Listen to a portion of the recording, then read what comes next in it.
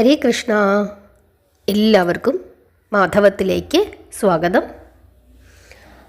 ശ്രീമദ് മഹാഭാഗവതമാണ് നമ്മൾ കുറച്ച് ദിവസങ്ങളായി പറഞ്ഞുകൊണ്ടിരിക്കുന്നത്. മുചുകുന്ദ മോക്ഷം കഴിഞ്ഞ ദിവസം നമ്മൾ പറഞ്ഞു. കേൾക്കാത്തവരുണ്ടെങ്കിൽ ആ ഭാഗം കേൾക്കണം.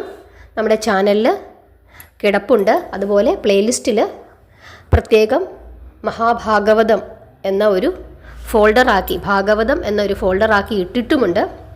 അതിനകത്തുനിന്ന് എടുത്ത് വേണ്ട കഥകൾ കേൾക്കുകയും ചെയ്യാം. അതുകൂടാതെ കഴിഞ്ഞ 2 ദിവസമായിട്ട് നമ്മൾ ഭഗവത്ഗീതയുടെ ക്ലാസ് തുടങ്ങിയിട്ടുണ്ട്. ആ ക്ലാസ്സുകൾ ഭഗവത്ഗീത എന്ന് പറഞ്ഞ ഫോൾഡറാക്കി പ്ലേലിസ്റ്റിൽ ഇട്ടിട്ടുണ്ട് 2 ക്ലാസ്സുകളും. അതുകൂടാതെ നമ്മുടെ ചാനലിൽ നോക്കിക്കഴിഞ്ഞാൽ കാണുകയും ചെയ്യും. കാണാത്തവരൊക്കെ അത് കണ്ടിട്ട് അഭിപ്രായം പറയണം. ഇന്ന് നമ്മൾ പറയാൻ പോകുന്ന ഭാഗം ബലരാമ വിവാഹമാണ്. ശ്രദ്ധയോടുകൂടി ക്ഷമയോടുകൂടി അവസാനം വരെ ഇരുന്ന് കേട്ട് പ്രാർത്ഥിക്കണം. നമുക്ക് കഥാഭാഗത്തിലേക്ക് കടക്കാം. ദേവശില്പിയായ വിശ്വകർമാവിനാൽ നിർമ്മിതമായതും ഇന്ദ്രാദി സർവദിക്പാലകന്മാരാലും നൽകപ്പെട്ട സമ്പദ് വിഭൂതികളാൽ അനുഗ്രഹീതമായതുമായ ദ്വാരകയെന്ന പുരിയിൽ ദേവദേവേശനായ ദേവകീനന്ദനൻ യദുകുല വംശതിലകനായി വാഴുവാൻ തുടങ്ങി. ആ കഥ നമ്മൾ ഇതിനു മുമ്പ് പഠിച്ചതാണ്. എങ്ങനെയാണ് ദ്വാരക ഉണ്ടായത്, ഭഗവാൻ ആരൊക്കെയാണ് അത്ഭുതങ്ങളായ സാമഗ്രികൾ കാഴ്ചവെച്ചത് എന്നുള്ള ഭാഗങ്ങളൊക്കെ നമ്മൾ കഴിഞ്ഞ ദിവസം പഠിച്ചു.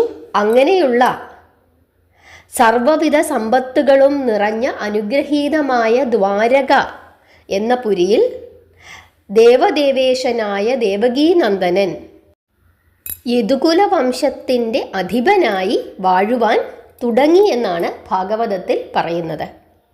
അങ്ങനെ ചുരുങ്ങിയ കാലം കൊണ്ട് ദ്വാരക ഒരു പുണ്യനഗരിയായി തീർന്നു. ദ്വാരകയുടെ ഖ്യാതി ലോകമെങ്ങും വ്യാപിച്ചു. മഹർഷിമാരും മഹത്തുക്കളും സദാ ദ്വാരക സന്ദർശിച്ചു കൊണ്ടിരുന്നു. നഗരവീഥികൾ ഏതു സമയവും ജനനിബിഡമായിരുന്നു. മധുരാപുരി മന്നവനായിരുന്ന ഉഗ്രസേനനെ തന്നെ ദ്വാരകയിലെ രാജാവായും ഭരണാധികാരിയായും ഭഗവാൻ ശ്രീകൃഷ്ണൻ വാഴിച്ചു. ഉദ്ധവർ, സാത്യകി, അക്രൂരൻ, കൃതവർമാവ്, ഗദൻ, സാരണൻ തുടങ്ങിയവർ തന്നെയായിരുന്നു മന്ത്രിമാർ. ഉഗ്രസേനനായിരുന്നു രാജാവെങ്കിലും യഥാർത്ഥത്തിൽ കൃഷ്ണനായിരുന്നു ദ്വാരകാധിപതി. ബലരാമനും ഉന്നതമായ സ്ഥാനം വഹിച്ചിരുന്നു. വിശിഷ്യ ജ്യേഷ്ഠനെന്നുള്ള നിലയിൽ എല്ലാ കാര്യവും കൃഷ്ണൻ രാമനുമായി ആലോചിക്കുക പതിവായിരുന്നു. ശൂരസേനൻ, വാസുദേവൻ മുതലായ പിതാക്കന്മാർ രാജ്യഭരണകാര്യങ്ങളിൽ കൈകടത്താറുണ്ടായിരുന്നില്ല. പക്ഷേ ശൂരസേനനായിരുന്നു രാജാവെങ്കിലും കാര്യങ്ങളെല്ലാം ചെയ്തുകൊണ്ടിരുന്നത് കൃഷ്ണനായിരുന്നുവെന്ന് ചുരുക്കം. വർഷങ്ങൾ ഏതാനും കഴിഞ്ഞു. രാമകൃഷ്ണന്മാർ കൗമാരം തരണം ചെയ്ത് യൗവനത്തിലേക്ക് കടന്നു. ബലരാമൻ്റെ വിവാഹകാര്യത്തെക്കുറിച്ച് വസുദേവൻ ഉഗ്രസേനനുമായി ആലോചിച്ചു. ശീലഗുണവും രൂപഗുണവും തികഞ്ഞ ഒരു കന്യകയെ തിരഞ്ഞെടുക്കണം. അതിനുവേണ്ടി പല രാജകൊട്ടാരങ്ങളിലും വിവാഹ സന്ദേശകന്മാർ കയറി ഇറങ്ങി. പണ്ട് സൂര്യവംശ രാജാവായിരുന്ന ശര്യാദിയുടെ ഒരു പുത്രനായിരുന്നു ആനർത്തൻ എന്ന പാർത്ഥിവേന്ദ്രൻ. ഭൃഗുതനയനായ ച്യവന മഹർഷി വിവാഹം കഴിച്ചിരുന്നത് ഈ ആനർത്തൻ്റെ സഹോദരിയായ സുകന്യയെ ആണ്. ആ മന്നവൻ്റെ വകയായി പശ്ചിമ സമുദ്രത്തിലുണ്ടായിരുന്ന കുശസ്ഥലി എന്ന ദ്വീപാണ് പിന്നീട് ദ്വാരകയായി രൂപാന്തരപ്പെട്ടത്. ആനർത്തൻ്റെ പുത്രനായി രേവതൻ എന്ന ഒരു മാനവശ്രേഷ്ഠൻ ജാതനായി. അദ്ദേഹത്തിന് 100 പുത്രന്മാരും ഏറ്റവും ഇളയവളായി രേവതി എന്ന ഒരു പുത്രിയും ജനിച്ചു. അവൾ വളർന്ന് അതിസുന്ദരിയായ ഒരു കന്യകാമണിയായി തീർന്നു. അവൾക്ക് അനുരൂപനായ ഭർത്താവ് ആരായിരിക്കണമെന്നുള്ള ചിന്ത പിതാവായ രേവതൻ്റെ ഹൃദയത്തെ അലട്ടുവാൻ തുടങ്ങി. അദ്ദേഹം ബ്രഹ്മദേവനെ ചെന്ന് തൻ്റെ വിഷമാവസ്ഥ ധരിപ്പിച്ചു. ബ്രഹ്മദേവൻ സമാധാനപ്പെടുത്തി. ഇഷാക്കു വംശത്തിൽ പിറന്ന താങ്കൾക്ക് താങ്കളുടെ പുത്രിയുടെ കാര്യത്തെക്കുറിച്ച് ഇത്ര വിഷമം തോന്നാൻ എന്താണ് കാരണം?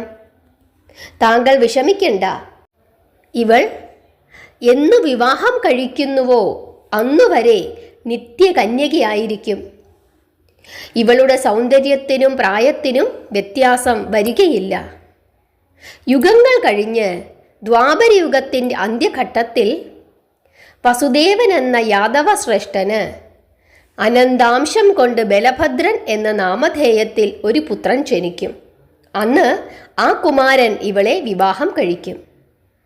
താങ്കളുടെ നന്ദിനിക്ക് വിധിക്കപ്പെട്ട വല്ലഭൻ ബലരാമനായതിനാൽ ആ കാലം വരെ അങ്ങ് കാത്തിരിക്കണം. ഇത് കേട്ടപ്പോൾ രേവതൻ ചതുർമുഖനെ വന്ദിച്ച് വളരെയധികം വിഷമത്തോടു കൂടിയാണ് തിരിച്ചു പോന്നത്. കാലം കഴിഞ്ഞു. യുഗം അവസാനിച്ചു. ദ്വാപരയുഗം പിറന്നു. യദുവംശത്തിൽ വസുദേവപുത്രനായി ബലരാമനും അവതരിച്ചു. രേവതിയുടെ മാതാപിതാക്കളും സഹോദരന്മാരും എല്ലാം മരണപ്പെട്ടിരുന്നു. എങ്കിലും രേവതി അന്നും അതിരൂപലാവണ്യം തികഞ്ഞ ഒരു കന്യകയായി അവശേഷിച്ചു.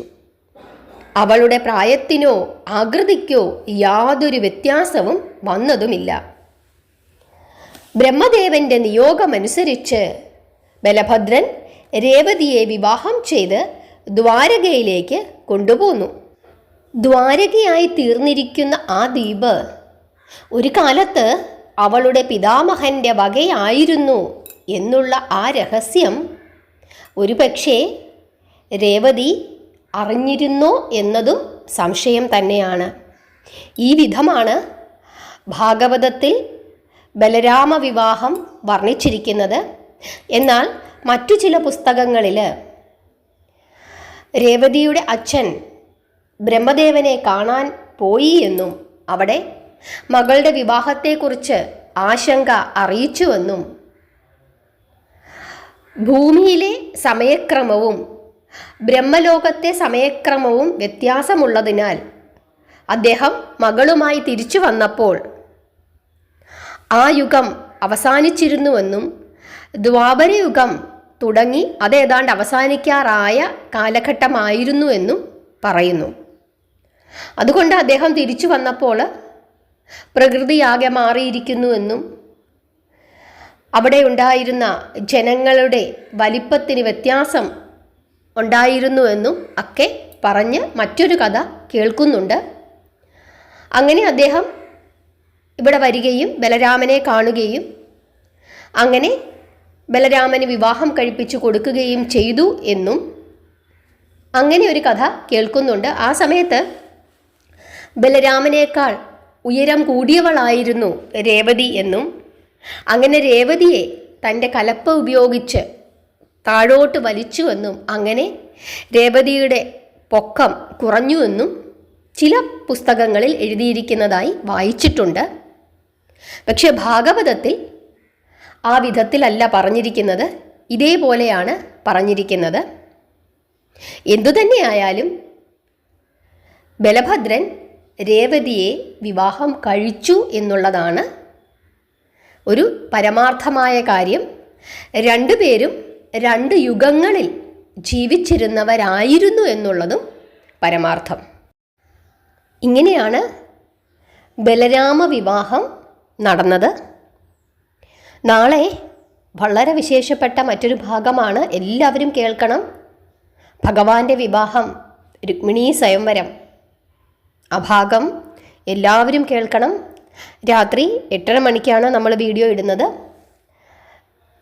ഭാഗവതത്തിലെ കഥാഭാഗം, അതുപോലെ 8 മണിക്ക് ഭഗവത്ഗീതയുടെ ക്ലാസ്സും ഉണ്ടായിരിക്കും. അതും വളരെ വിശേഷപ്പെട്ട ഭാഗമാണ് നാളെ പറയാൻ പോകുന്നത്.